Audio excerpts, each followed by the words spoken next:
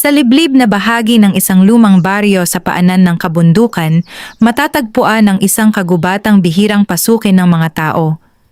Ang lugar na iyon ay kilala sa pangalang Gubat ng Mayumi, isang malawak na lupain na nababalutan ng matataas na puno, makakapal na damo, at misteryosong katahimikan.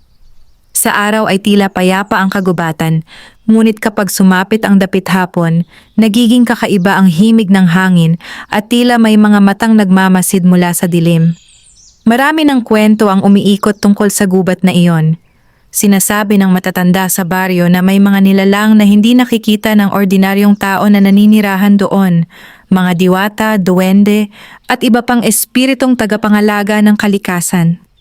Ngunit higit sa lahat, may isang alamat na paulit-ulit na ikinukuwento sa bawat salinlahi, ang alamat ng puno ng mga diwata. Ayon sa matatandang kwento, sa pinakasentro ng kagubatan ay may isang napakalaking puno na mas matanda pa raw sa mismong baryo. Ang punong iyon ay may kakaibang hugis, malapad ang katawan, napakaraming ugat na tila mga ahas na gumagapang sa lupa at mga dahong kumikislap kapag tinatamaan ng liwanag ng buwan. Sinasabi rin na sa loob ng punong iyon ay nakatago ang isang agimat, isang mahiwagang anting-anting na may kapangyarihang baguhin ang kapalaran ng sino mang makatagpo nito. Ngunit hindi iyon basta-basta nakukuha. Ayon sa alamat, tanging ang taong may malinis na puso at matapang na kalooban lamang ang maaaring lapitan ng kapangyarihan ng agimat. Ang sino mang may masamang hangarin ay mapapahamak sa oras na tangkayin niyang angkinin ito. Dahil sa takot at paggalang sa mga nilalang ng kagubatan, iilan lamang sa baryo ang naglalakas loob na pumasok sa gubat ng Mayumi. Isa sa mga nakarinig ng alamat na iyon mula pa pagkabata ay si Mateo, isang 25 taong gulang na lalaki na lumaki sa baryong iyon. Kilala si Mateo bilang masipag at tahimik na tao. Isa siyang anak ng magsasaka at mula pagkabata ay nasanay na sa hirap ng buhay. Ang kanilang maliit na bahay ay gawa lamang sa kahoy at yero, nakatayo sa gilid ng baryo malapit sa palayan. Kasama niya roon ang kanyang inang si Aling Rosa, isang mabait ngunit mahina na sa katandaan. Matagal nang pumanaw ang ama ni Mateo dahil sa isang malubhang sakit. Simula noon, si Mateo na ang naging haligi ng kanilang pamilya. Araw-araw ay nagtatrabaho siya sa bukid upang may maipambili ng pagkain at gamot para sa kanyang ina. Ngunit kahit gaano siya kasipag, tila hindi pa rin sapat ang kinikita niya upang maiahon sila sa kahirapan. Isang gabi, habang nakaupo si Mateo sa harap ng kanilang bahay, pinagmamasdan niya ang malamlam na ilaw ng buwan. Tahimik ang paligid. Tanging ang huni ng mga kuliglig at ang mahinang ihip ng hangin ang maririnig. Lumabas si Aling Rosa mula sa loob ng bahay at dahan-dahang umupo sa tabi ng kanyang anak. Mateo, mahina niyang wika. Napansin kong mabigat ang iniisip mo nitong mga nakaraang araw. Napabuntong hininga si Mateo. Wala naman po iyon, inay, sagot niya. Iniisip ko lang kung paano pa natin mapapabuti ang ating buhay. Ngumiti ng bahagya si Aling Rosa. Hindi na susukat sa yaman ang ginhawa ng buhay, anak. Ang mahalaga ay magkasama tayo at marangal ang ating pamumuhay. Tahimik na tumango si Mateo, ngunit sa loob ng kanyang puso ay alam niyang nais niyang mabigyan ng mas maayos na buhay ang kanyang ina. Hindi niya kayang tiisin na makita itong patuloy na nagkakasakit dahil sa kakulangan ng gamot. Maya-maya ay may dumaan na isang matandang lalaki sa harap ng kanilang bahay. Ito ay si Mang Isko, ang pinakamatandang tao sa baryo. Kilala siya bilang tagapag-ingat ng maraming alamat at kwento tungkol sa kabundukan at kagubatan. Huminto ito nang makita si Mateo. Mateo, tawag niya. Lumapit si Mateo at magalang na bumati. Magandang gabi po, Mang Isko. Umupo ang matanda sa isang kahoy na bangko at sandaling nagmasid sa kalangitan. Pagkatapos ay nagsalita ito sa mahinang tinig. Narinig mo na ba ang tungkol sa puno ng mga diwata? Bahagyang nagulat si Mateo sa tanong. Opo, madalas pong ikwento ng mga matatanda iyon. Tumango si Mang Isko. Pero alam mo ba na hindi iyon basta alamat lamang? Nanlaki ang mga mata ni Mateo. Ano pong ibig ninyong sabihin? Bahagyang lumapit ang matanda at tila nag-ingat na walang ibang makaririnig. Maraming taon na ang nakalipas, sabi ni Mang Isko. May isang lalaking nakatagpo ng agimat mula sa punong iyon. Lahat ng hinawakan niya ay naging matagumpay. Yumaman siya at naging makapangyarihan. Saglit na tumahimik ang matanda. Ngunit dahil sa kasakiman, sinubukan niyang gamitin ang kapangyarihan ng agimat sa maling paraan. Ano po ang nangyari? Tanong ni Mateo. Malalim na napabuntong hininga si Mang Isko. Hindi na siya muling nakita. Nangilabot si Mateo. Ang hangin ay tila lumamig sa sandaling iyon. Pagkaraan ng ilang sandali, tumayo si Mang Isko. May mga lihim ang kagubatan na hindi dapat basta ginagalaw ng tao, sabi niya. Ngunit kung minsan, pinipili ng kapalaran ang isang tao upang tuklasin ang mga iyon. At pagkatapos ay naglakad na muli ang matanda palayo sa kanilang bahay. Matagal na napatitig si Mateo sa direksyon kung saan nawala si Mang Isko. Sa kanyang isipan ay paulit-ulit na bumabalik ang mga salitang narinig niya. Ang agimat sa puno ng mga diwata. Sa unang pagkakataon, isang kakaibang pagnanais ang umusbong sa kanyang puso. Isang pagnanais na tuklasin ang lihim ng kagubatan. Ngunit hindi pa niya alam na ang desisyong iyon ay magdadala sa kanya sa isang landas na magbabago sa kanyang buhay magpakailanman. Kinabukasan ay maagang nagising si Mateo bago pa sumikat ang araw. Nakasanayan na niyang gumising ng ganoon kaaga upang magtrabaho sa bukid, ngunit sa umagang iyon ay may kakaibang bigat ang kanyang dibdib. Habang nakaupo siya sa maliit na hagdan ng kanilang bahay, pinagmamasdan niya ang unti-unting pagliwanag ng kalangitan. Ang malamig na hangin ng madaling araw ay dumadampi sa kanyang mukha. Ngunit hindi nito maalis ang mga iniisip na gumugulo sa kanyang isipan. Paulit-ulit niyang naaalala ang sinabi ni Mang Isko tungkol sa puno ng mga diwata at sa mahiwagang agimat na nakatago raw doon. Sa loob ng maraming taon, ay itinuturing lamang niya iyon na isang alamat na pampalipas oras ng mga matatanda. Ngunit sa paraan ng pagkukwento ni Mang Isko kagabi, tila may lalim ang kwento na hindi basta-basta katang-isip lamang. Lumabas si Aling Rosa mula sa loob ng bahay habang hawak ang isang maliit na mangkok ng mainit na lugaw. Anak, kumain ka muna bago ka pumunta sa bukid, sabi niya. Kinuha ni Mateo ang mangkok at ngumiti. Salamat po, inay. Tahimik siyang kumain habang nakatingin sa malawak na palayan sa harap nila. Sa malayo ay makikita ang kabundukan kung saan matatagpuan ang gubat ng Mayumi. Sa araw ay tila payapa ang kabundukang iyon, ngunit ang mga kwento tungkol sa mga nilalang na naninirahan doon ay hindi kailanman nawala sa baryo. Napansin ni Aling Rosa ang pagiging tahimik ng kanyang anak. May bumabagabag ba sa iyo? Tanong niya. Saglit na nag-isip si Mateo kung sasabihin niya ang kanyang iniisip. Inay, dahan-dahan niyang sabi, totoo po kaya ang mga kwento tungkol sa puno ng mga diwata? Natigil si Aling Rosa. Hindi agad ito sumagot. Sa halip ay tumingin siya sa kabundukan na tila may inaalala. Marami ng kwento tungkol sa kagubatang iyon, sagot niya sa wakas. May mga bagay sa mundong ito na hindi agad nauunawaan ng tao.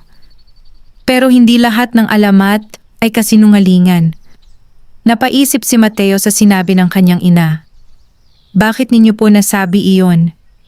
Bahagyang ngumiti si Aling Rosa. Noong bata pa ako, sabi niya, may isang matandang babae sa baryo na nagsabi na may mga lugar sa kagubatan na hindi dapat gambalain. Doon daw naninirahan ang mga tagapag-ingat ng kalikasan. Tumango si Mateo. Mga diwata po? Marahil, sagot ng kanyang ina. Ang mahalaga ay matutunan ng tao ang paggalang sa mga bagay na hindi niya nakikita. Hindi na nagsalita pa si Mateo. Ngunit sa loob-loob niya ay lalo lamang lumalim ang kanyang pagnanais na malaman ang katotohanan tungkol sa kagubatan. Pagkatapos kumain ay nagtungo siya sa bukid upang simulan ang kanyang trabaho. Mainit na ang araw nang siya ay makarating sa palayan. Naroon na rin ang ilan sa kanyang mga kapitbahay na abala sa kani-kanilang gawain. Isa sa mga iyon ay si Ramon, ang kanyang matalik na kaibigan mula pa pagkabata. "Mateo!" sigaw ni Ramon habang kumakaway. "Halika rito!" Lumapit si Mateo. "Ano yon?" "May balita ako," sabi ni Ramon habang nakangiti. "May mga mangangalakal na darating sa baryo sa susunod na linggo. Bibili raw sila ng maraming palay. Kung maganda ang ani natin, baka mas malaki ang kikitain natin." Bahagyang ngumiti si Mateo. Maganda iyon. Ngunit napansin ni Ramon na tila wala sa sarili ang kaibigan. "May problema ka ba?" tanong nito. Saglit na nag-alinlangan si Mateo bago sumagot.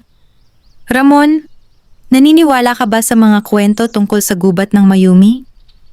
Napakunot ang noo ni Ramon. "Bakit mo natanong iyan?" "Kagabi kasi," sagot ni Mateo, "may sinabi si Mang Isko tungkol sa puno ng mga diwata." Natawa si Ramon. "Mateo, matagal na nating naririnig ang mga kwentong iyon. Mga alamat lang iyon para takutin ang mga bata." Ngunit hindi sumang-ayon si Mateo. "Paano kung may katotohanan iyon?" Tumingin si Ramon sa malayong kabundukan. "Kung totoo man iyon," sabi niya, "hindi ko pa rin susubukang hanapin." "Bakit?" "Dahil ang mga bagay na may kapangyarihan ay kadalasang may kapalit." Napatahimik si Mateo.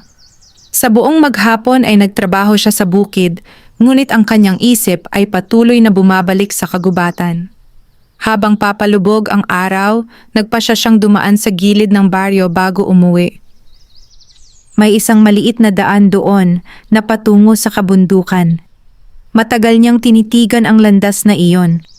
Ang mga puno sa bungad ng kagubatan ay tila mas madilim kaysa sa iba. Para bang may lihim na itinatago ang lugar. Isang malamig na hangin ang biglang dumaan. Sa sandaling iyon ay tila may narinig siyang mahinang kaluskos mula sa loob ng kagubatan. Napalingon siya, ngunit wala siyang nakita. Tanging ang paggalaw lamang ng mga dahon ang bumungad sa kanya. Huminga ng malalim si Mateo. Alam niyang hindi basta-basta ang gagawin niyang desisyon.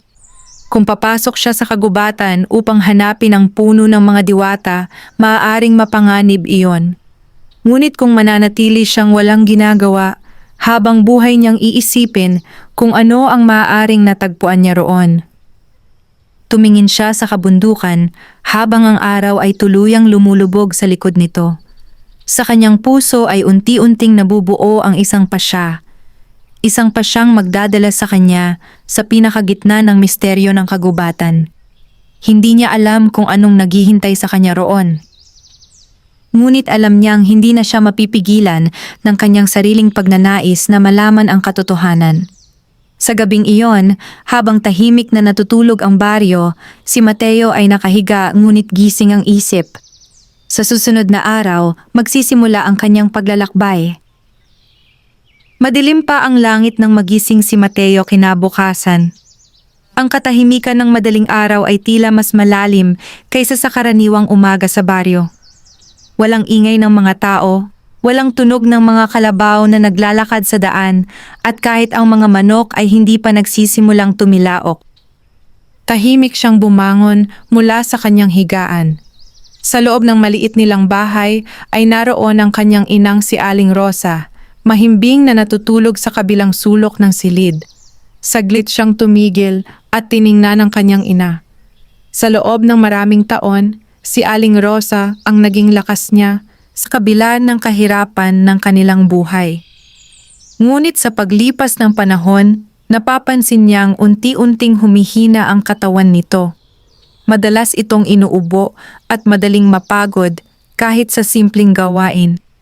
Alam ni Mateo na hindi sapat ang kanyang kinikita sa bukid upang mabigyan ng sapat na gamot ang kanyang ina. Iyon ang dahilan kung bakit hindi mawala sa kanyang isip ang kwento tungkol sa mahiwagang agimat. Kung may katotohanan man ang alamat na iyon, maaaring iyon na ang pagkakataong mabago ang kanilang kapalaran. Dahan-dahan siyang nagbihis upang hindi magising ang kanyang ina. Kumuha siya ng isang maliit na supot na gawa sa lumang tela. Doon niya inilagay ang ilang pirasong tinapay, isang maliit na bote ng tubig, at isang matalim na itak na ginagamit niya sa bukid. Hindi niya alam kung gaano kalayo ang kanyang lalakbayin sa kagubatan. Ngunit nais niyang maging handa. Bago siya lumabas ng bahay, ay muli siyang tumingin sa kanyang ina. May bahagyang lungkot sa kanyang mga mata. Hindi niya sinabi kay Aling Rosa ang kanyang balak. Ayaw niyang mag-alala ito. Tahimik siyang lumabas at isinara ang pinto ng bahay. Ang malamig na hangin ng madaling araw ay sumalubong sa kanya. Sa silangan ay bahagyang nagiging mapusyaw ang kalangitan, palatandaan na malapit ng sumikat ang araw.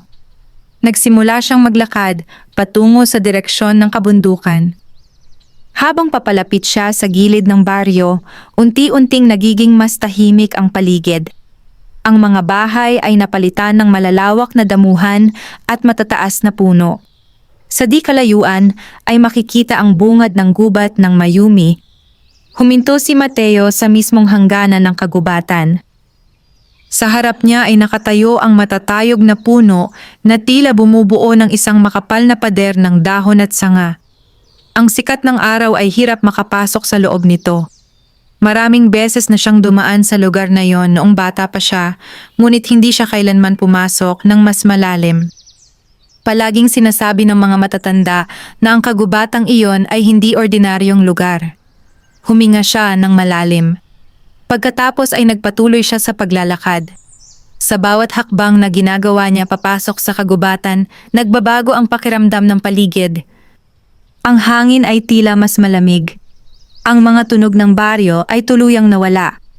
Sa halip ay naririnig niya ang mahihinang kaluskos ng mga dahon, ang pagaspas ng mga ibon sa itaas ng mga puno, at ang mahinang agos ng hangin sa pagitan ng mga sanga.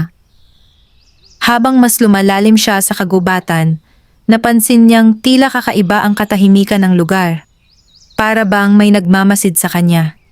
Minsan ay tila may gumagalaw sa gilid ng kanyang paningin, ngunit kapag lumilingon siya, ay wala naman siyang nakikita. Nagpatuloy siya sa paglalakad ng halos isang oras. Unti-unti ay naging mas makapal ang mga puno at mas madilim ang daan. May mga ugat na nakausli sa lupa at mga lumang punong tila matagal nang nakatayo sa lugar na iyon. Habang naglalakad siya, bigla siyang nakarinig ng mahinang tinig. Hindi niya agad maunawaan kung saan ito nanggagaling. Huminto siya. Pinakinggan niyang mabuti ang paligid. Muli niyang narinig ang tinig. Mahina lamang ito. Halos parang bulong na dinadala ng hangin. Napakunot ang noo ni Mateo. Hindi niya matiyak kung imahinasyon lamang iyon o may iba talagang naroon sa kagubatan. Dahan-dahan siyang naglakad patungo sa direksyon kung saan niya narinig ang tunog. Habang papalapit siya, napansin niyang may kakaibang liwanag na sumisilip mula sa likod ng mga puno. Hindi iyon tulad ng karaniwang sikat ng araw. Ito ay mapusyaw at tila kumikislap. Nagtago siya sandali sa likod ng isang malaking puno at dahan-dahang sumilip. Sa maliit na clearing sa gitna ng kagubatan ay may isang bagay na hindi niya inaasahang makita. Sa gitna ng lugar ay nakatayo ang isang maliit ngunit napakagandang puno. Ang mga dahon nito ay tila kumikislap na parang tinatamaan ng liwanag ng buwan kahit umaga pa lamang. Sa paligid ng puno ay may mga maliliit na nilalang na nagliliwanag. Lumilipad sila ng dahan-dahan, parang mga alitap-tap, ngunit mas maliwanag. Napahinto ang paghinga ni Mateo. Hindi siya makapaniwala sa kanyang nakikita. Ang mga nilalang na iyon ay hindi pangkaraniwan. Sa unang pagkakataon sa kanyang buhay, napagtanto niyang maaaring may katotohanan nga ang mga kwento tungkol sa mga nilalang ng kagubatan. Ngunit bago pa siya makalapit upang masdan ng mabuti ang mahiwagang tanawin, biglang may narinig siyang ibang tunog sa likod niya. Isang malakas na kaluskos ng mga dahon. Mabilis siyang napalingon. At sa pagitan ng mga puno sa likuran niya, ay may isang aninong unti-unting lumilitaw mula sa dilim ng kagubatan. Hindi niya pa makita ng malinaw kung sino o ano iyon. Ngunit naramdaman niya agad na hindi siya nag-iisa sa lugar na iyon.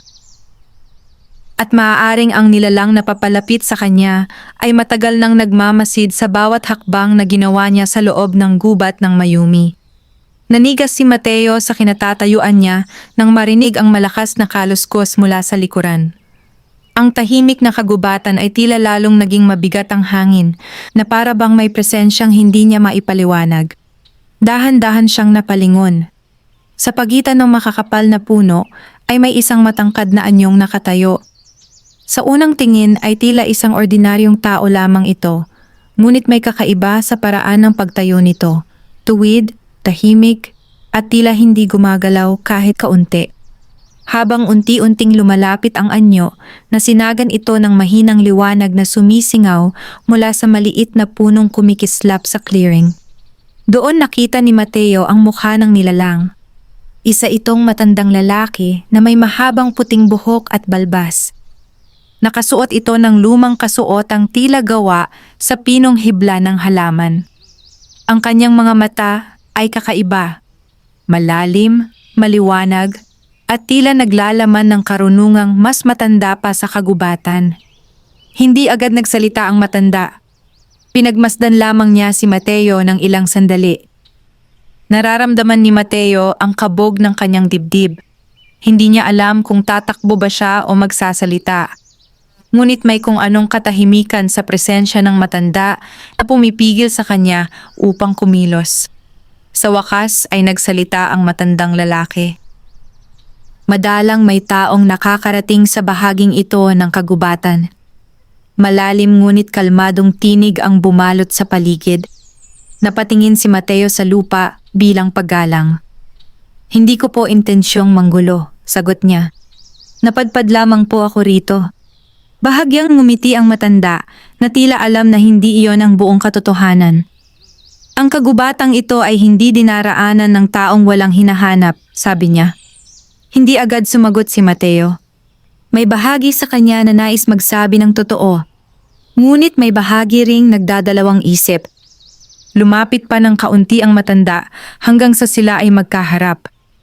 Sabihin mo sa akin, patuloy ng matanda. Ano ang dahilan kung bakit ka pumasok sa gubat ng Mayumi? Huminga ng malalim si Mateo. Sa sandaling iyon ay napagdesisyunan niyang wala ng dahilan upang magsinungaling. Hinahanap ko po ang puno ng mga diwata, sabi niya. Tahimik na tumingin ang matanda sa kanya. Hindi nagbago ang ekspresyon nito, ngunit tila naging mas matalim ang tingin nito. At bakit mo hinahanap iyon? Saglit na nag-alinlangan si Mateo bago sumagot. May narinig po akong kwento tungkol sa isang agimat na nakatago roon. Hindi nagpakita ng galit ang matanda, ngunit tila lalong naging seryoso ang kanyang mukha. Marami ng taong naghahanap sa agimat na iyon, sabi niya. Ngunit kakaunti lamang ang tunay na nakauunawa kung bakit ito umiiral. Tumahimik ang paligid. Ang mahinang liwanag mula sa maliit na puno sa clearing ay patuloy na kumikislap. Sabihin mo sa akin, Mateo, wika ng matanda. Nagulat si Mateo nang marinig ang kanyang pangalan. Huwag kang magtaka, sabi ng matanda. Maraming lihim ang alam ng kagubatang ito. Ngayon sagutin mo ang tanong ko. Kung matagpuan mo ang agimat, ano ang gagawin mo rito? Napayuko si Mateo. Sa unang pagkakataon ay kailangan niyang sagutin ang tanong na iyon ng buong katapatan. Gusto ko pong mabago ang kapalaran ng aking pamilya, sagot niya. Mahina na po ang aking ina. Wala kaming sapat na pera para sa kanyang gamot. Bahagyang lumambot ang ekspresyon ng matanda. Hindi ako naghahanap ng kapangyarihan para sa sarili ko, patuloy ni Mateo. Gusto ko lamang po ng pagkakataong mapabuti ang aming buhay. Matagal na pinagmasdan ng matanda ang kanyang mukha. Para bang sinusuri nito ang bawat salita na lumalabas sa kanyang bibig. Pagkaraan ng ilang sandali ay nagsalita itong muli. Maraming beses nang sinubok ng kagubatang ito ang puso ng tao. Ang ilan ay nabigo. Ang ilan naman ay hindi na muling nakalabas. Bahagyang lumapit ang matanda sa maliit na punong kumikislap sa clearing. Ang nakita mo kanina ay isa lamang sa maraming bantay ng kagubatan. Napatingin si Mateo sa maliit na puno at sa mga kumikislap na nilalang sa paligid nito. Kung nais mong hanapin ang tunay na puno ng mga diwata, kailangan mong dumaan sa mga pagsubok. Ano pong mga pagsubok? Tanong ni Mateo. Tumingin ang matanda sa malalim na bahagi ng kagubatan. Ang kagubatan ay may sariling kalooban. Hindi nito ibinibigay ang lihim nito sa taong walang sapat na lakas ng loob. Pagkatapos ay tumingin muli ang matanda kay Mateo. Kung magpapatuloy ka sa iyong paglalakbay, hindi na magiging madali ang landas. May mga bagay kang makikita na susubok sa iyong tapang, sa iyong isip at sa iyong puso. Huminga ng malalim si Mateo. Sa kabila ng babala ng matanda, hindi nawala ang kanyang determinasyon. Handa po akong harapin ang mga iyon. Tinitigan siya ng matanda ng ilang sandali. Pagkatapos ay dahan-dahan itong tumango. Kung ganoon, makinig kang mabuti. Itinaas ng matanda ang kanyang kamay at itinuro ang isang makitid na daan sa pagitan ng dalawang napakalaking puno. Sa direksyong iyon, matatagpuan ang mas malalim na bahagi ng kagubatan. Doon magsisimula ang unang pagsubok.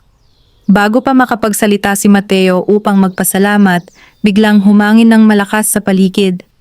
Ang mga dahon ay umalingaw at ang liwanag sa clearing ay tila naglaho sandali. At nang muling tumahimik ang hangin, napansin ni Mateo na wala na ang matandang lalaki sa kanyang harapan. Para bang naglaho ito sa mismong hangin ng kagubatan. Mag-isa na lamang siyang nakatayo sa gitna ng clearing. Sa harap niya ay ang makitid na landas na itinuro ng matanda. Isang landas na magdadala sa kanya sa unang pagsubok ng kanyang paglalakbay. At sa kailaliman ng gubat ng Mayumi ay naghihintay ang mga lihim na matagal nang nakatago mula sa mundo ng tao. Matagal na nakatayo si Mateo sa gitna ng clearing matapos maglaho ang matandang lalaki. Ang hangin ay muling naging tahimik at ang kagubatan ay tila bumalik sa dati nitong payapang anyo. Ngunit alam ni Mateo na may nagbago na. Ang mga salitang iniwan ng matanda ay patuloy na umuukit sa kanyang isip. May mga pagsubok na naghihintay sa kanya. Tumingin siya sa makitid na landas na itinuro ng matanda. Halos matabunan iyon ng mga damo at ugat ng puno na para bang matagal nang hindi dinaraanan ng kahit sino. Huminga siya ng malalim.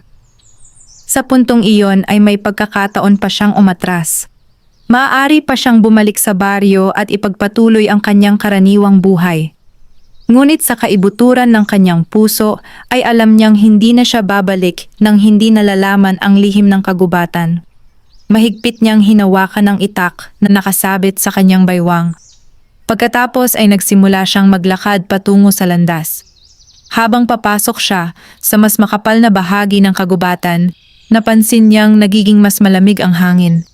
Ang liwanag ng araw ay halos hindi na makapasok sa pagitan ng mga matataas na puno. Ang mga dahon ay bumubuo ng makapal na bubong sa itaas niya. Ang lupa ay natatakpan ng tuyong dahon at mga lumang sanga. Sa bawat hakbang niya ay naririnig ang mahihinang kaluskos ng kanyang paa sa lupa. Habang naglalakad siya, ay napansin niyang tila nagiging kakaiba ang pakiramdam ng paligid. Para bang ang kagubatan mismo ay nagmamasid sa kanya. Minsan ay may maririnig siyang mahinang ugong ng hangin. At kung minsan naman ay tila may mga aninong mabilis na dumadaan sa gilid ng kanyang paningin.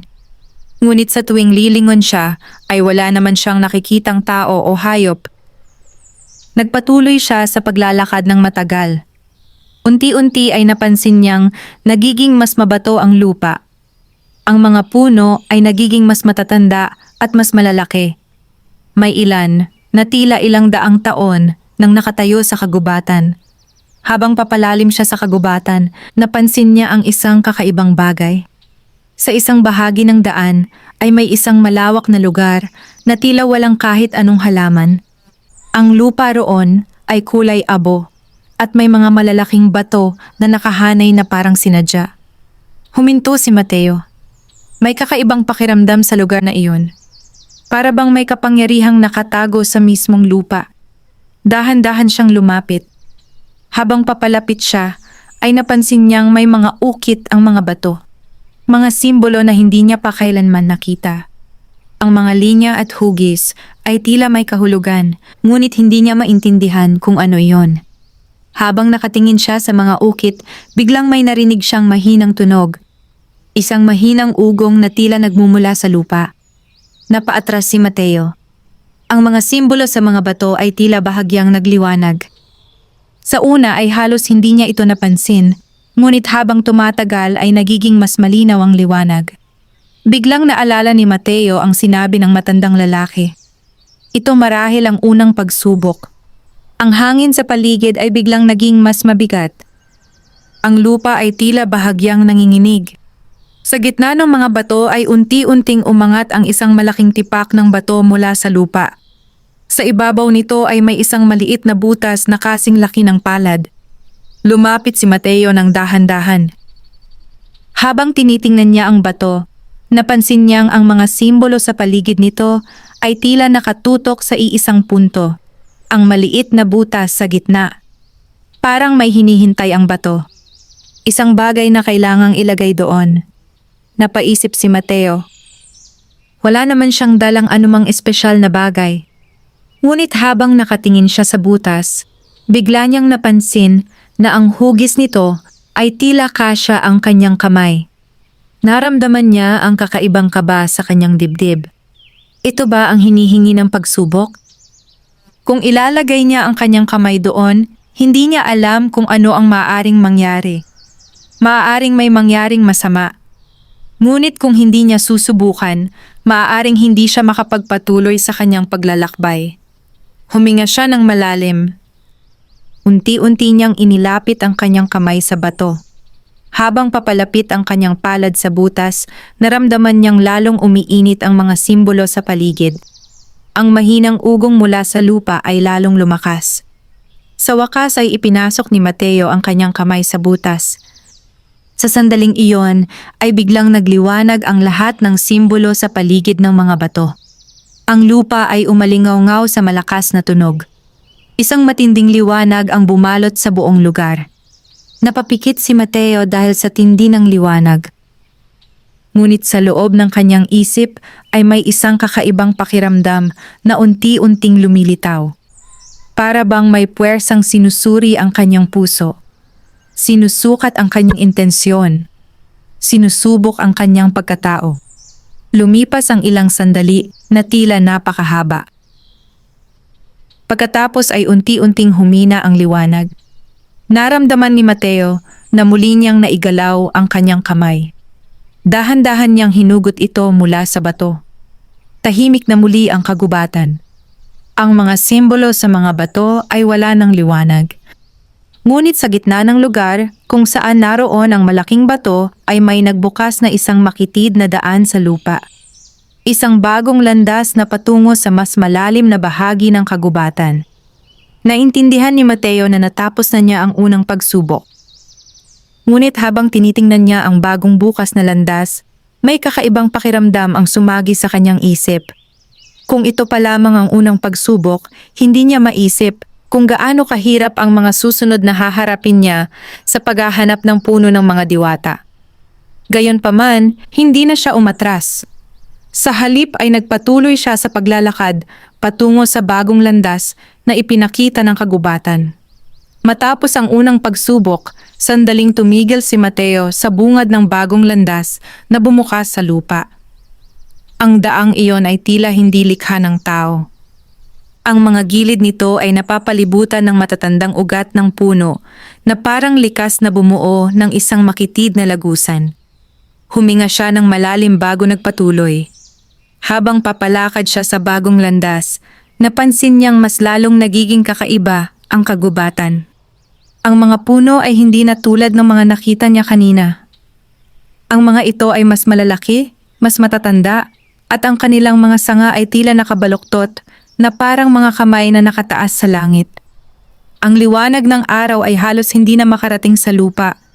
Sa halip, ang paligid ay naliliwanagan lamang ng mapusyaw na sinag na sumisingaw mula sa mga kakaibang halamang tumutubo sa gilid ng daan. Ang ilan sa mga ito ay may mga dahong kumikislap, habang ang iba naman ay may maliliit na bulaklak na tila naglalabas ng sariling liwanag. Habang naglalakad si Mateo, ay napansin niyang nagiging mas tahimik ang kagubatan. Hindi na niya marinig ang mga ibon. Wala ring tunog ng mga kuliglig. Ang tanging naririnig niya ay ang sariling mga hakbang at ang mahinang paggalaw ng hangin sa pagitan ng mga sanga.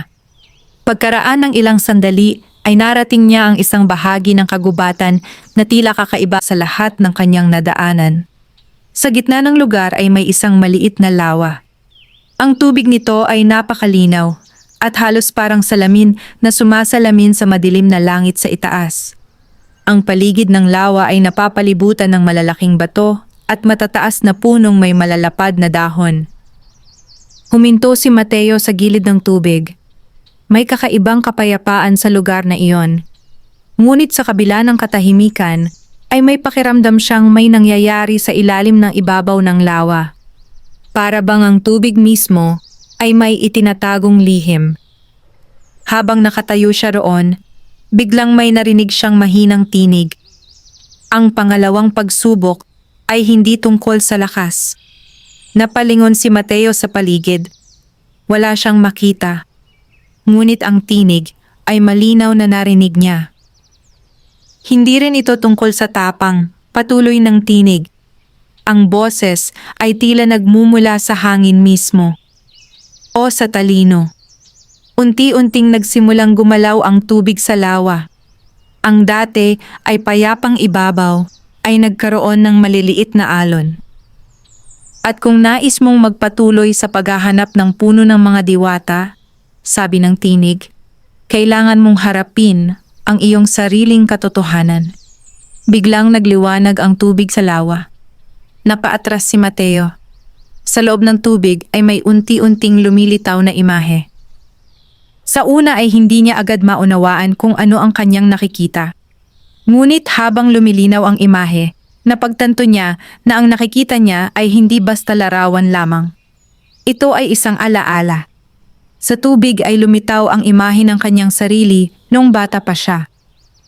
Kasama niya ang kanyang ama sa bukid. Ang araw ay maliwanag at naririnig niya ang tawanan ng kanyang pamilya.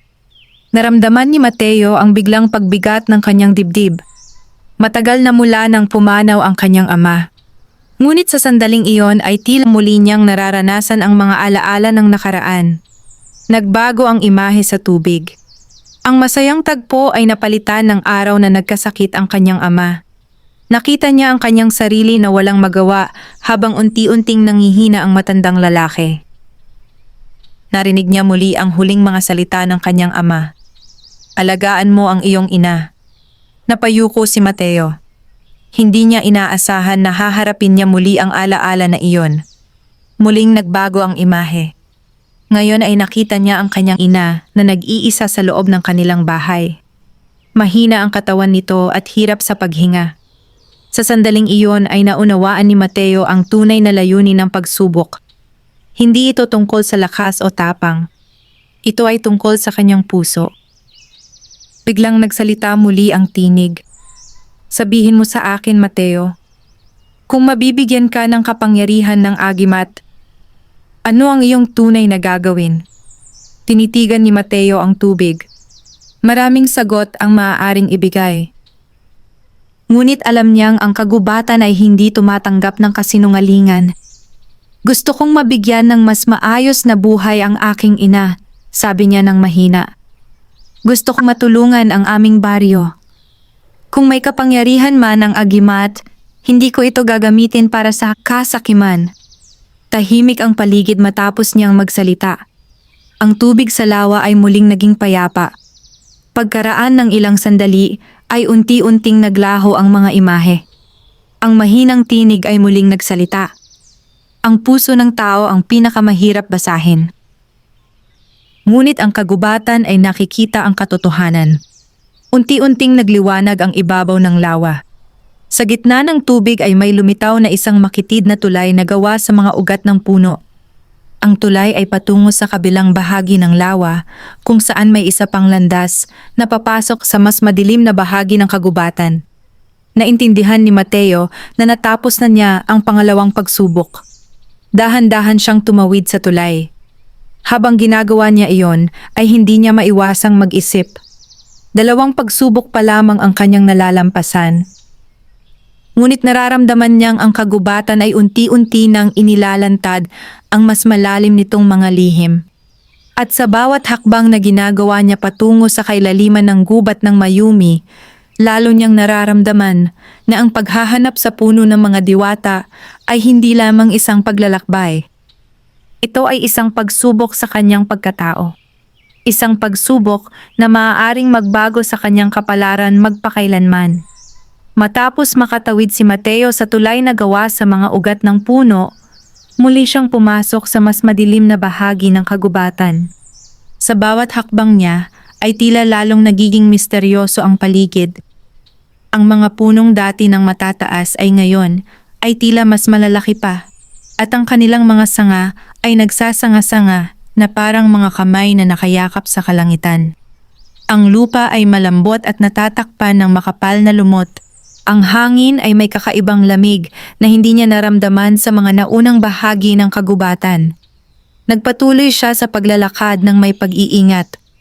Paminsan-minsan ay napapalingon siya sa paligid dahil sa mga mahinang tunog na tila nagmumula sa kung saan. May mga pagkakataon na parang may naglalakad sa di kalayuan, ngunit sa tuwing susubukan niyang hanapin ang pinanggagalingan ng tunog, ay wala siyang makitang kahit sino.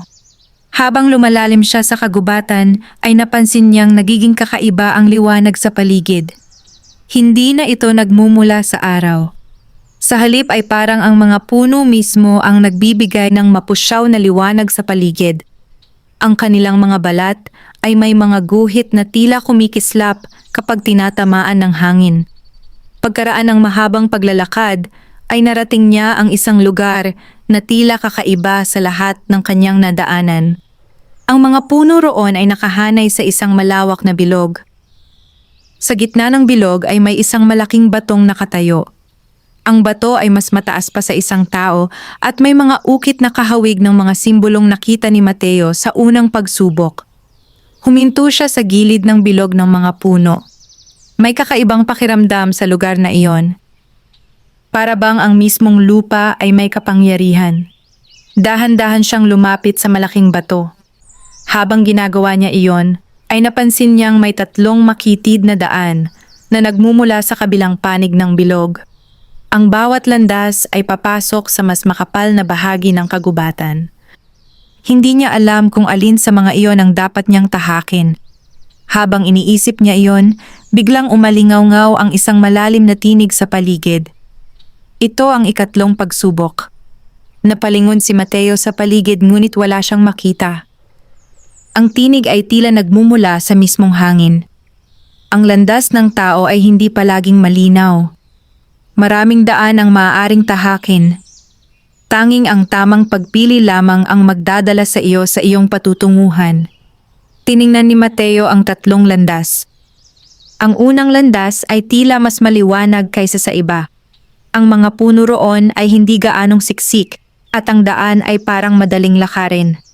Ang pangalawang landas naman ay mas makitid at mas madilim. Ang mga sanga ng puno ay halos magdikit sa itaas na parang bubong. Ang pangatlong landas ay tila pinakamapanganib. Maraming malalaking bato at nakaharang na ugat ng puno sa daan. Muling nagsalita ang tinig. Pumili ka ng isang landas. Ngunit tandaan mo, ang pinakamadaling daan ay hindi palaging ang tamang landas. Napaisip si Mateo. Kung pipiliin niya ang unang landas, maaaring mabilis siyang makalakad dahil mas malinaw ang daan. Ngunit naalala niya ang babala ng tinig. Ang pinakamadaling daan ay maaaring hindi ang tamang daan. Tiningnan niya ang pangalawang landas. Madilim ito at tila mas mapanganib. Ngunit may kakaibang pakiramdam siya na parang may tumatawag sa kanya mula roon. Pagkatapos ay tumingin siya sa pangatlong landas. Ang daan ay puno ng hadlang at tila napakahirap tahakin. Huminga ng malalim si Mateo. Hindi niya alam kung alin ang tama. Ngunit alam niyang kailangan niyang magtiwala sa kanyang pakiramdam. Matagal siyang tumayo sa gitna ng bilog habang iniisip ang kanyang desisyon. Sa wakas ay nagsimula siyang maglakad patungo sa pangalawang landas. Ang madilim na daan sa pagitan ng mga punong magkakadikit. Habang papalayo siya sa bilog ng mga puno, napansin niyang tila unti-unting nawawala ang mahinang liwanag sa paligid. Ngunit nagpatuloy pa rin siya. Pagkaraan ng ilang sandali ay may narinig siyang mahinang ugong sa likuran niya. Napalingon siya. Sa di kalayuan ay nakita niyang unti-unting naglalaho ang bilog ng mga puno na kanyang pinanggalingan. Parang hindi na yon muling mahahanap. Naintindihan niya na ang kanyang napiling landas ay hindi na niya maaaring balikan. Ngunit sa halip na matakot, mas lalo siyang naging determinado. Nagpatuloy siya sa paglalakad. Hindi niya alam kung tama ba ang kanyang napiling landas. Ngunit sa kaibuturan ng kanyang puso ay naramdaman niyang ang kagubatan mismo ang gumagabay sa kanyang mga hakbang. At sa kailaliman ng madilim na daang iyon, ang susunod na lihim ng puno ng mga diwata ay naghihintay na sa kanya. Habang papalalim si Mateo sa madilim na landas na kanyang pinili, napansin niyang unti-unting nagbabago ang anyo ng kagubatan. Ang mga puno ay tila mas nagsisiksikan at ang kanilang mga sanga ay halos magtagpo sa itaas na parang bumubuo ng isang natural na bubong na humaharang sa liwanag. Ang paligid ay nababalutan ng malamlam na dilim. Sa bawat hakbang ni Mateo ay mas nagiging maingat siya. Ang lupa ay basa at madulas dahil sa makapal na lumot na tumutubo sa mga bato at ugat ng puno. Minsan ay kailangan niyang kumapit sa mga sanga upang hindi madulas. Sa kabila ng hirap ng paglalakad, patuloy siyang nagpatuloy. May kung anong nagtutulak sa kanya na huwag tumigil. Pagkaraan ng ilang sandali ay napansin niyang may kakaibang liwanag sa dulo ng landas. Hindi iyon tulad ng liwanag ng araw. Ito ay mas mapusyaw, halos kulay pilak, at tila dahan-dahang kumikislap sa pagitan ng mga puno. Habang papalapit siya sa pinanggagalingan ng liwanag, napansin niyang unti-unting lumuluwag ang daan. Ang makakapal na puno ay napalitan ng isang malawak na bahagi ng kagubatan na tila matagal nang hindi nagagalaw.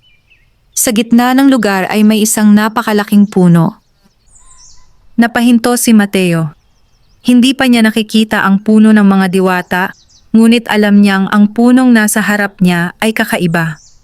Ang katawan nito ay napakalapad at ang mga ugat nito ay nakalatag sa lupa na parang mga higanteng ahas.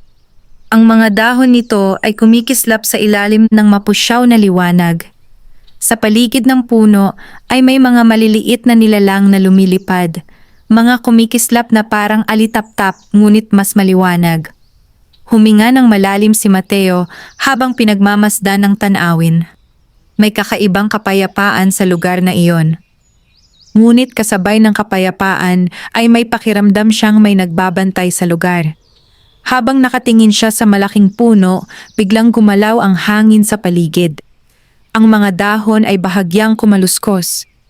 Mula sa likod ng puno ay may isang anyong unti-unting lumabas. Ito ay isang babae. Ang kanyang kasuotan ay tila gawa sa pinong hibla ng mga dahon at bulaklak. Ang kanyang buhok ay mahaba at bahagyang kumikislap sa liwanag ng paligid. Ang kanyang mga mata ay maliwanag at puno ng katahimikan. Alam agad ni Mateo kung sino ang nilalang na nasa harap niya. Isa itong diwata. Hindi agad nagsalita ang diwata. Pinagmasdan lamang niya si Mateo na para bang sinusuri ang bawat galaw at bawat hininga nito. Sa wakas ay nagsalita ang diwata. Malayo na ang iyong narating tao. Ang kanyang tinig ay malumanay ngunit may kapangyarihan. Napayuko si Mateo bilang paggalang. Hindi ko po intensyong manggulo sa inyong tahanan, sabi niya. Bahagyang ngumiti ang diwata. Kung wala kang intensyon, hindi ka makakarating sa lugar na ito. Lumapit siya ng ilang hakbang. Ang kagubatan ay hindi nagpapapasok ng taong walang dahilan. Tiningnan niya si Mateo sa mata. Alam ko kung bakit ka narito. Naramdaman ni Mateo ang bahagyang kaba. Ngunit hindi siya nagsalita. Hinahanap mo ang agimat, patuloy ng diwata. Tahimik na tumango si Mateo. Marami ng tao ang naghangad ng kapangyarihan ng agimat, sabi ng diwata. Ngunit kakaunti lamang ang nakarating sa lugar na ito. Tumingin siya sa malaking puno sa gitna ng clearing. Ang punong ito ay isa sa mga bantay ng kagubatan. Ngunit hindi pa ito ang puno ng mga diwata. Nagulat si Mateo. Kung hindi ito ang hinahanap niya, ibig sabihin ay mas malalim pa ang kailangang tahakin. Kung nais mong makita ang tunay na puno, sabi ng diwata, kailangan mong harapin ang isa pang pagsubok. Anong pagsubok po iyon? Tanong ni Mateo. Tahimik na tumingin ang diwata sa kanya. Pagkatapos ay itinuro niya ang isang bahagi ng kagubatan sa likod ng malaking puno. Sa lugar na iyon naninirahan ang isang nilalang na matagal nang nagbabantay sa daan patungo sa puno ng mga diwata. Hindi ito basta-basta nilalang. Sinusubok nito ang lakas ng loob ng sinumang nais magpatuloy. Huminga ng malalim si Mateo. Kung malampasan mo ang pagsubok na iyon, patuloy ng diwata, maaaring makita mo na ang hinahanap mo. Ngunit kung mabigo ka, hindi na tinapos ng diwata ang kanyang sinabi. Hindi na rin kailangan. Naiintindihan ni Mateo ang ibig sabihin. Tumingin siya sa direksyong itinuro ng diwata. Ang bahaging iyon ng kagubatan ay tila mas madilim kaysa sa lahat ng kanyang nadaanan. May kakaibang pakiramdam na nagmumula roon. Isang pakiramdam na may matinding kapangyarihan na naghihintay. Muling nagsalita ang diwata. Isang hakbang na lamang ang layo mo sa pinakamalalim na lihim ng kagubatan.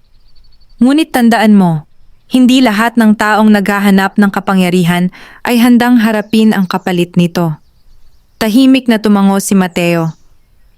Sa puntong iyon ay alam niyang wala ng pag-urong. Kung nais niyang makita ang puno ng mga diwata at ang agimat na matagal na niyang hinahanap, kailangan niyang harapin ang huling bantay ng kagubatan. At sa kailaliman ng madilim na bahagi ng gubat ng Mayumi, ang nilalang na iyon ay naghihintay na sa kanyang pagdating. Matapos sabihin ng diwata ang mga huling salita nito, muling bumalot ang katahimikan sa paligid. Ang malalaking dahon ng punong nasa gitna ng clearing ay marahang kumaluskos sa mahinang hangin na parabang nakikinig sa bawat galaw ni Mateo. Nanatiling nakatayo si Mateo habang pinagmamasdan ang direksyong itinuro ng diwata. Ang bahaging iyon ng kagubatan ay tila mas madilim kaysa sa lahat ng kanyang dinaanan. Kahit ang mahinang liwanag na nagmumula sa mga dahon at halaman ay tila hindi makarating doon. Para itong isang lugar na matagal nang hindi tinatamaan ng liwanag. Huminga ng malalim si Mateo. Alam niyang ito na ang huling pagsubok na kailangang harapin bago niya makita ang tunay na puno ng mga diwata. Maraming salamat po, sabi niya habang nakayuko sa diwata. Tahimik lamang siyang tiningnan ng diwata. Hindi mo kailangang magpasalamat, sagot nito. Ang kagubatan lamang ang pumipili kung sino ang makakarating sa dulo ng landas. Saglit itong tumingin sa madilim na bahagi ng kagubatan. Ngunit tandaan mo, Mateo, ang bantay ng daan ay hindi lamang sumusubok sa lakas ng katawan. Sinusubok nito ang katatagan ng iyong loob. Tumango si Mateo. Pagkatapos ay nagsimula siyang maglakad patungo sa direksyong itinuro ng diwata. Sa bawat hakbang niya papasok sa bahaging iyon ng kagubatan, nararamdaman niyang lalong bumibigat ang hangin. Ang katahimikan ay naging mas malalim. Ang mga punong nakapaligid sa kanya ay tila mas matatanda kaysa sa lahat ng kanyang nakita. Ang kanilang mga ugat ay nakalabas sa lupa at parang mga likas na pader na bumabalot sa daan. Habang naglalakad siya, ay may kakaibang pakiramdam na unti-unting lumalakas sa kanyang dibdib. Para bang may presensyang nakatingin sa kanya mula sa dilim. Pagkaraan ng ilang sandali, ay narating niya ang isang malawak na bahagi ng kagubatan. Ang lugar ay tila isang sinaunang espasyo na matagal nang nakatago sa mga mata ng tao. Sa gitna ng lugar ay may isang napakalaking bato. Ang bato ay may mga lumang bitak at balot ng makapal na lumot. Ngunit ang pinakakapansin-pansin ay ang napakalaking bakas ng mga kuko sa ibabaw nito. Napahinto si Mateo. Ang mga bakas na iyon ay mas malalaki pa kaysa sa kamay ng tao. Habang nakatingin siya sa bato, biglang dumaan ang isang malakas na hangin sa paligid. Ang mga dahon ay nag-ingay at ang mga sanga ng puno ay bahagyang gumalaw. Sa loob ng ilang sandali ay tila nagbago ang pakiramdam ng lugar. Ang katahimikan ay napalitan ng mabigat na presensya. Pagkatapos ay may narinig siyang mabagal na hakbang mula sa likod ng malalaking puno. Isang malalim na tunog na parang ang lupa mismo ang nanginginig sa bawat galaw. Dahan-dahang napalingon si Mateo. Mula sa dilim ng kagubatan ay may isang malaking nilalang na unti-unting lumabas. Ito ay isang napakalaking hayop na kahawig ng isang lobo, ngunit mas malaki pa kaysa sa anumang hayop na nakita ni Mateo. Ang balahibo nito ay kulay abo na may bahagyang liwanag na sumisingaw sa pagitan ng mga hibla. Ang mga mata nito ay maliwanag at tila kumikislap sa dilim. Huminto ang nilalang ilang hakbang ang layo mula kay Mateo. Tahimik itong tumingin sa kanya. Ang hangin ay tila tumigil. Hindi gumalaw si Mateo. Nararamdaman niya ang lakas ng presensya ng nilalang. Ito marahil ang bantay na binanggit ng diwata. Ang tagapagbantay ng landas patungo sa puno ng mga diwata. Ang malaking lobo ay dahan-dahang umikot sa paligid ni Mateo. Para bang sinusuri nito ang bawat galaw niya. Ngunit hindi ito umatake. Sa halip ay tumigil ito sa kanyang harapan. Sa sandaling iyon ay may narinig si Mateo na tinig sa kanyang isip. Hindi ito mula sa hangin. Hindi rin ito mula sa bibig ng nilalang. Ngunit malinaw niyang narinig ang mga salita. Bakit ka narito, tao? Nanlaki ang mga mata ni Mateo. Napagtanto niyang ang nilalang sa kanyang harapan ay hindi isang ordinaryong hayop. Ito ay isang espiritong tagapagbantay ng kagubatan. Huminga ng malalim si Mateo bago sumagot. Hinahanap ko ang puno ng mga diwata, sabi niya. Nanatiling nakatitig sa kanya ang malaking lobo. Marami ng tao ang naghangad ng kapangyarihan ng agimat, sabi ng tinig sa kanyang isip. Ngunit karamihan sa kanila ay bumagsak sa pagsubok. Lumapit ng kaunti ang nilalang. Kung nais mong magpatuloy, sabi nito, kailangan mong patunayan na karapat-dapat ka. Naramdaman ni Mateo ang kaba sa kanyang dibdib. Ano ang kailangan kong gawin? Tanong niya. Tahimik na tumingin ang nilalang sa paligid ng kagubatan. Pagkatapos ay bumalik ang tingin nito kay Mateo. Ang huling pagsubok ay hindi labanan. Hindi ito tungkol sa lakas. Ang tunay na pagsubok ay kung kaya mong piliin ang tama kahit may kapalit na sakripisyo. Biglang nagbago ang hangin sa paligid. Ang lupa ay bahagyang umuga. Sa likod ng malaking bato ay may unti-unting lumitaw na liwanag. Isang landas ang nagbukas patungo sa mas maliwanag na bahagi ng kagubatan. Naramdaman ni Mateo na iyon na ang daan patungo sa puno ng mga diwata. Ngunit bago siya makagalaw, muli siyang kinausap ng espiritong lobo. Ang susunod mong desisyon ang magtatakda ng iyong kapalaran. Tahimik na tumingin si Mateo sa landas na nagbukas sa likod ng bato. Sa wakas ay naramdaman niyang malapit na niyang makita ang lihim na matagal na niyang hinahanap. Ngunit sa kaibuturan ng kanyang puso ay alam niyang ang huling hakbang na iyon ang pinakamahirap sa lahat ng kanyang pinagdaanan. Tahimik na nakatayo si Mateo habang nakatingin sa landas na nagbukas sa likod ng malaking bato. Ang liwanag na nagmumula roon ay kakaiba. Hindi ito tulad ng karaniwang sikat ng araw. Ito ay mas banayad, mas malinaw, at tila nagmumula sa mismong kalikasan ng kagubatan. Sa kanyang likuran ay naroon pa rin ang malaking espiritong lobo, ang bantay ng daan. Hindi ito gumagalaw. Ngunit ang presensya nito ay sapat upang maramdaman ni Mateo na ang bawat hakbang na gagawin niya ay sinusubaybayan. Ang huling pagsubok ay ang iyong pagpili. Muling umalingaw-ngaw ang tinig sa kanyang isip. Tumingin si Mateo sa nilalang. "Ano ang ibig mong sabihin?" tanong niya. Sandaling tumahimik ang paligid. Pagkatapos ay dahan-dahang nagbago ang liwanag sa paligid ng kagubatan. Ang lupa sa harap ni Mateo ay tila naging parang salamin. Sa loob nito ay may lumitaw na isang imahe. Nanlaki ang mga mata ni Mateo nang makita niya kung ano ang ipinapakita ng liwanag. Ang imahe ay ang kanilang baryo. Nakita niya ang kanyang ina na nakaupo sa loob ng kanilang maliit na bahay. Mahina ang katawan nito at tila pagod na pagod. Sa tabi nito ay may ilang tao sa baryo na nag-uusap. Hindi na yata tatagal si Aling Rosa kung hindi siya madadala sa manggagamot sa bayan, sabi ng isa. Pero wala namang pera si Mateo para doon, sagot ng isa pa. Naramdaman ni Mateo ang matinding sakit sa kanyang dibdib. Hindi niya inaasahan na ipapakita sa kanya ang kalagayan ng kanyang ina. Biglang nagbago ang imahe. Ngayon ay nakita niya ang isa pang pangyayari. Sa loob ng kagubatan, sa hindi kalayuan mula sa kanyang kinatatayuan, ay may isang maliit na nilalang na nakahiga sa lupa. Isa itong batang duwende na tila nasugatan. Ang kanyang binti ay nahulog sa ilalim ng isang malaking ugat ng puno. Hindi ito makagalaw. Muling nagsalita ang tinig ng espiritong lobo sa kanyang isip. 2 landas ang nasa harap mo.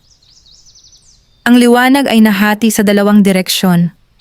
Kung ipagpapatuloy mo ang iyong paglalakbay ngayon, makakarating ka sa puno ng mga diwata at makukuha mo ang agimat. Ngunit kung babalik ka upang tulungan ang nasugatang nilalang, mawawala ang pagkakataong iyon. Napahinto si Mateo. Naramdaman niya ang bigat ng desisyong iyon. Kung ipagpapatuloy niya ang paglalakbay, maaaring makuha niya ang agimat na makakatulong sa kanyang ina. Ngunit kung iiwan niya ang nasugatang nilalang, maaaring ito ay mapahamak. Muling nagsalita ang tinig. Ang kapangyarihan ng agimat ay hindi ibinibigay sa taong inuuna ang sarili. Ngunit ang tunay na kabutihan ay sinusubok sa mga sandaling walang nakakakita. Matagal na tumingin si Mateo sa 2 imahe. Sa isang banda ay ang kanyang ina na nangangailangan ng tulong. Sa kabilang banda ay ang maliit na nilalang na walang kakayahang iligtas ang sarili. Ang kanyang dibdib ay tila nahahati sa 2 bahagi. Ngunit pagkatapos ng mahabang sandali, huminga siya ng malalim. Hindi siya nagsalita. Sa halip ay tumalikod siya sa landas na patungo sa puno ng mga diwata. At nagsimula siyang maglakad pabalik sa direksyon kung saan naroon ang nasugatang nilalang. Tahimik na pinagmamasdan siya ng espiritong lobo. Habang papalayo si Mateo sa liwanag, biglang nagbago ang hangin sa paligid. Ang madilim na bahagi ng kagubatan ay unti-unting nagliwanag. Ang mga dahon ay kumikislap na parang mga bituin sa gabi. Muling narinig ni Mateo ang tinig ng bantay. Ang taong marunong magsakripisyo para sa iba, ang tunay na karapat-dapat sa kapangyarihan ng kagubatan. Huminto si Mateo. Sa sandaling iyon ay napansin niyang ang kagubatan sa paligid niya ay nagbago. Ang madilim na landas ay napalitan ng isang maliwanag na daan na patungo sa isang napakalawak na clearing. Sa gitna ng clearing ay nakatayo ang isang punong higit na mas malaki at mas kahanga-hanga kaysa sa lahat ng kanyang nakita. Ang katawan nito ay napakalapad at ang mga sanga nito ay umaabot sa langit na parang yakap sa buong kagubatan. Ang mga dahon nito ay kumikislap na parang gawa sa liwanag. Sa ilalim ng punong iyon ay may isang maliit na bagay na nakapatong sa ugat. Isang agimat na kumikislap sa banayad na liwanag. Naramdaman ni Mateo ang pagbilis ng tibok ng kanyang puso. Nang hindi niya inaasahan, ang landas patungo sa puno ng mga diwata ay kusang bumukas para sa kanya. At sa unang pagkakataon, napagtanto niya na ang tunay na lihim ng agimat ay hindi lamang kapangyarihan. Ito ay isang gantimpala para sa pusong marunong pumili ng kabutihan kahit sa harap ng pinakamahirap na desisyon. Wakas,